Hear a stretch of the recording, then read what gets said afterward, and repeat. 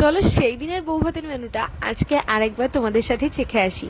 প্রথমেই ছিল বাটার নান আর চানা পনির, আর তারপর ছিল পনির বাটার ফ্রাই, যেটা দেখার পরে আমার মন একদম খুশখুশ হয়ে গেছিলো। কারণ স্টার্টারে জেনারেলি পনিরের আইটেম একটু কমই থাকে, আর আমি তো পনিরের বিরাট বড় ভক্ত।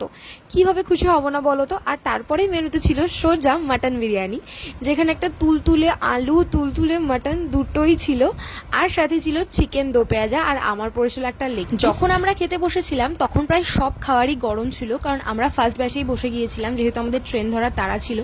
একেতে গরম বিরিয়ানি, তার মধ্যে ট্রেন ধরার তাড়া, সব মিলিয়ে মিশিয়ে বিরিয়ানিটা কিন্তু জমিয়ে খেতে পারিনি। তবে বিরিয়ানিটার স্বাদ যা ছিল একদম অনবদ্য। তারপর ছিল আমের চাটনি, পাঁপড়, হট গোলাপ জামুন, যেটা ভীষণ ভালো খেতে ছিল, আর তারপর ছিল বেক সন্দেশ আর আইসক্রিম আর হজমোলা। এগুলো খেয়ে তো আমরা তড়িঘড়ি বেরিয়ে আসি, তাও বাড়ি আসতে আসতে কিন্তু অনেকটাই রাত হয়ে গেছিলো। আজকের ভিডিওটা এইটুকুই, তোমাদের সাথে দেখা হবে পরের ভিডিওতে। বাই।